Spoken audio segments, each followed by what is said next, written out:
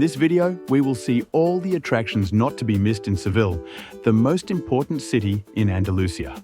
And at the end, I will give you all my travel tips. What you see here is the Plaza de España, the largest square in Seville, and it is truly immense.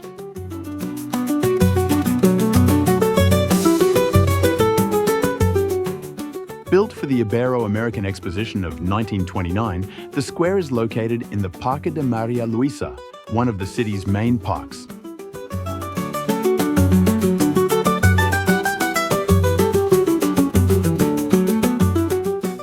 The square, designed by Sevillian architect Aníbal González, combines Renaissance, Baroque and Moorish elements, reflecting Spain's cultural heritage. The semicircular structure symbolizes Spain's embrace of its former overseas territories.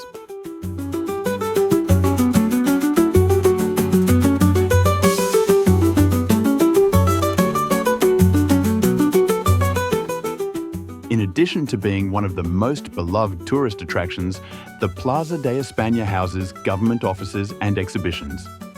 It is also often used as a film location. For example, it has appeared in films such as Star Wars, Episode 2, Attack of the Clones, and Lawrence of Arabia.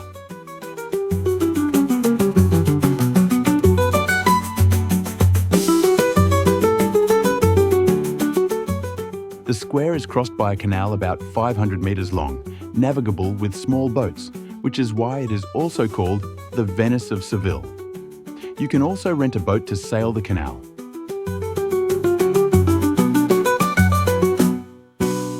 It is decorated with glazed ceramics called azulejos, which add bright colors and fine details. The 52 decorated benches represent the Spanish provinces, with motifs and coats of arms specific to each province.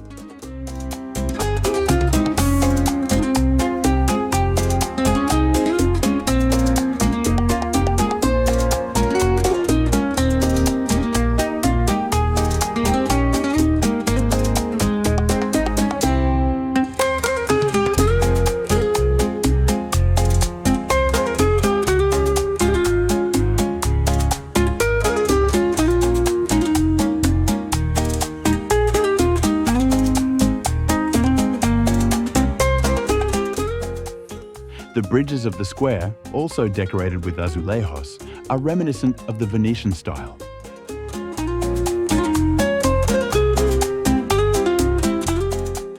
You can also find groups dancing flamenco in the square.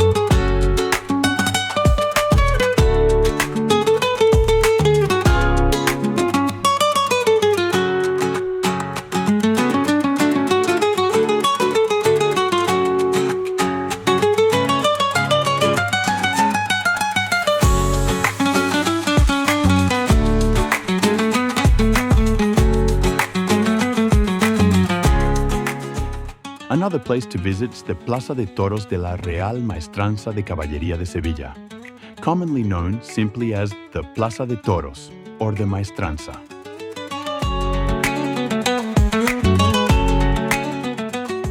The construction began in 1749 and was completed in 1761. It was built by the Real Maestranza de Caballería de Sevilla, a prestigious institution of cavalrymen, hence its full name.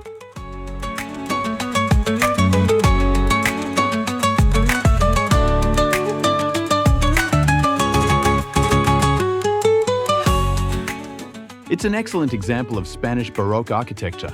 It features a circular arena surrounded by seating tiers, typically adorned with colourful ceramic tiles and ornate ironwork.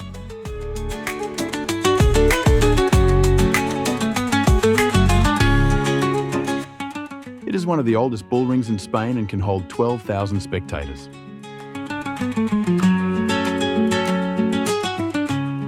I personally disagree with bullfighting, even though these shows are currently taking place.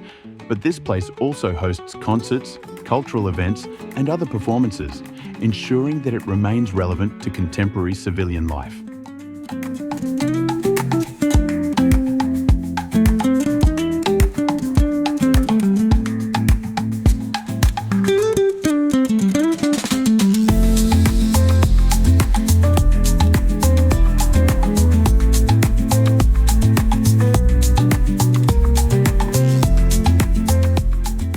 Another truly typical place in Seville is the Triana market, one of the city's most vibrant and historic food markets. Located in the heart of the Triana neighbourhood, it sits atop the ruins of the Castillo de San Jorge, a medieval fortress that once housed the Spanish Inquisition headquarters.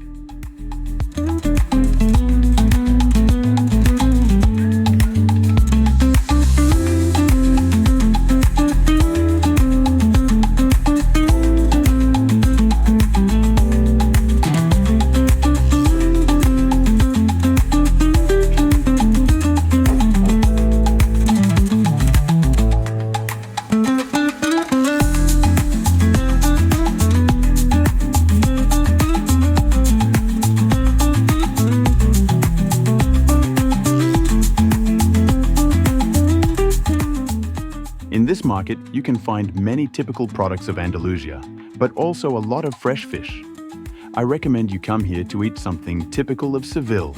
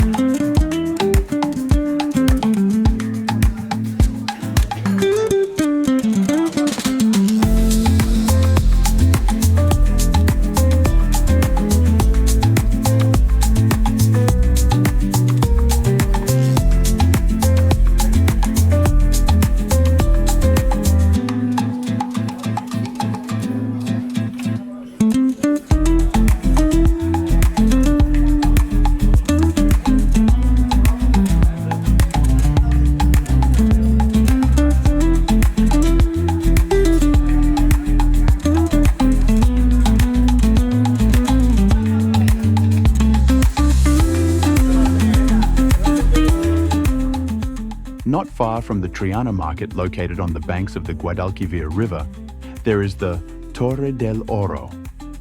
It was built in the 13th century by the Almohads, a Muslim dynasty that ruled parts of Spain and North Africa, and it was part of Seville's defensive system, designed to control access to the river and protect the city from naval attacks.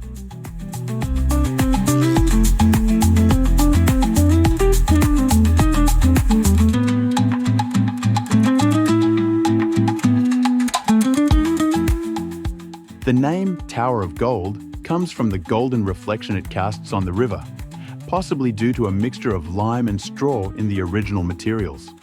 Actually, the tower houses the Naval Museum of Seville, featuring maritime artifacts, maps, and historical documents, and it can be visited inside.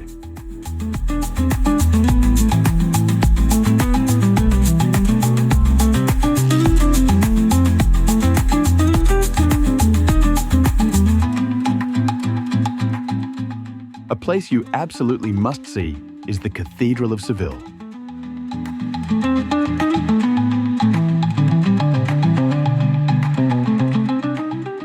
The complete name is Catedral de Santa Maria de la Sede, and it's one of the most magnificent Gothic cathedrals in the world. It's the largest Gothic cathedral and the third largest church in the world. It was designated a UNESCO World Heritage Site in 1987.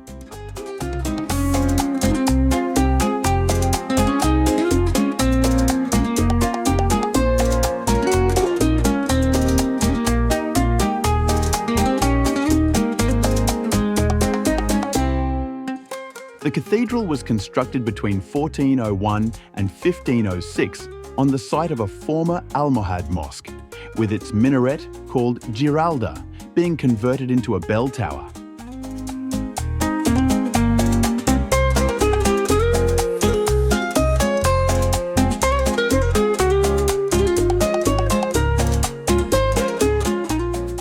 It is possible to climb to the top, but there are no steps because it was supposed to be possible to climb with horses too.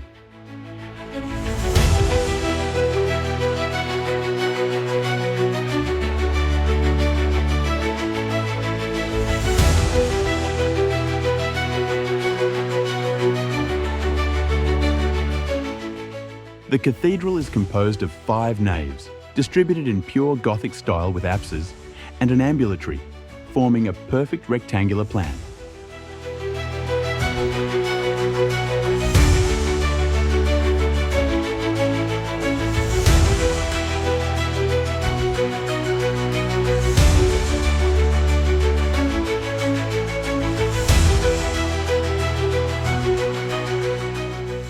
This is the dome of the chapter house with oil portraits representing 8 saints of Seville and a central painting depicting the Immaculate Conception.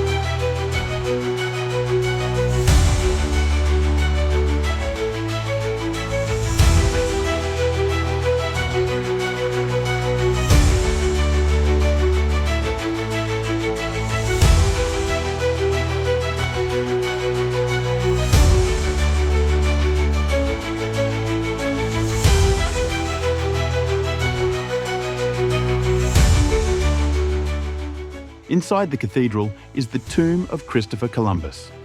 This tomb has been in different places in America, Cuba, Santo Domingo, but was transferred here in 1899.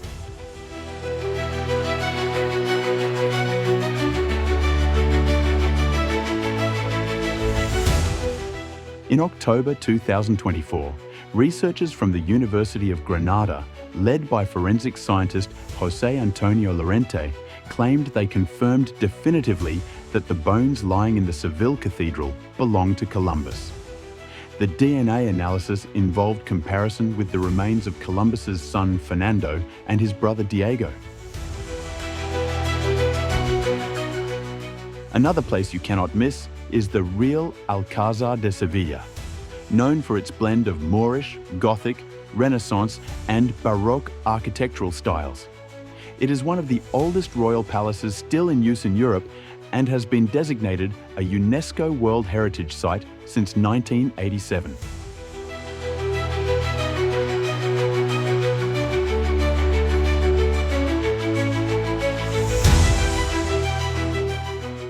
Originally built as a fortress in the 10th century by the Moors, when Spain was under Muslim rule. Subsequent Spanish monarchs, including those from the Habsburg and Bourbon dynasties, continued to modify and add to the complex.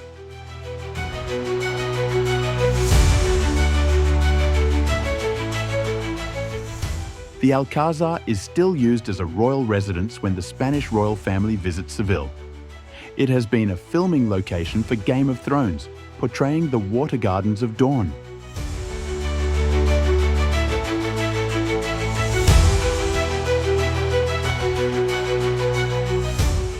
Another place I suggest to visit is the Archivo General de Indias. It was established in 1785 by King Charles III of Spain, who recognized the need to centralize and organize the vast amount of documentation related to Spain's colonial administration. The archive's collections include a wide range of documents, including administrative records, correspondence, maps, architectural plans, and other materials related to the Spanish Empire's colonial administration.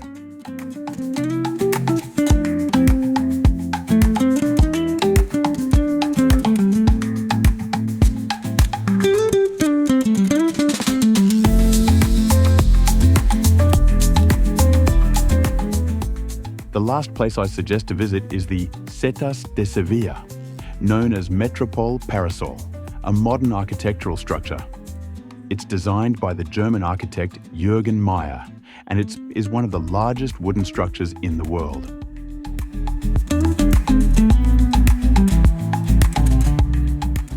The lower part is free to visit, but I recommend you see the upper part, which is paid. I recommend you go at sunset and also see the light and music show in the evening.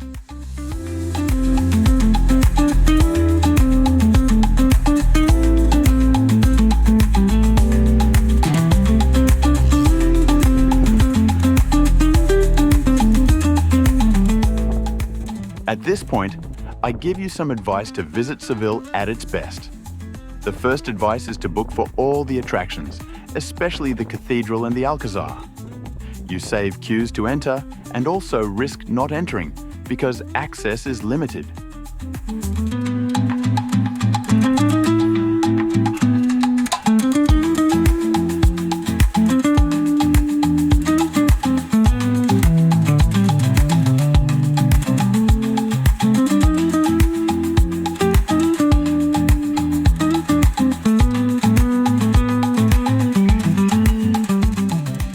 The second tip is to visit the city on foot.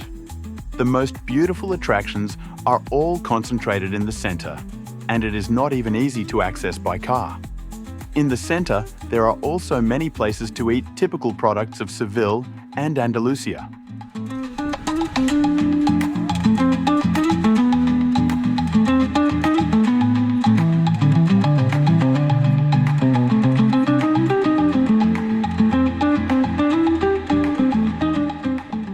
If you have a hotel in the city centre, it is not necessary to take a taxi from the airport.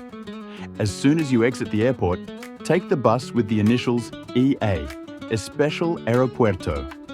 The round-trip ticket costs only €6. The bus will stop at the most important points of the city, certainly also near your hotel.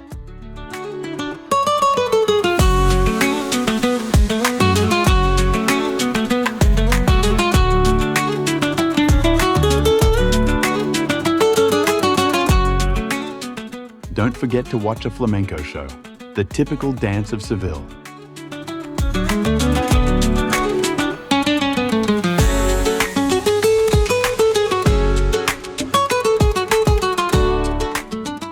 Besides Seville, there are many other places to see in the surroundings. Even if you don't have a car, there are many interesting day trips to do. Find more information in the description. If you like this video, put a like or follow my channel. It's free for you, but for me is very important. Thank you.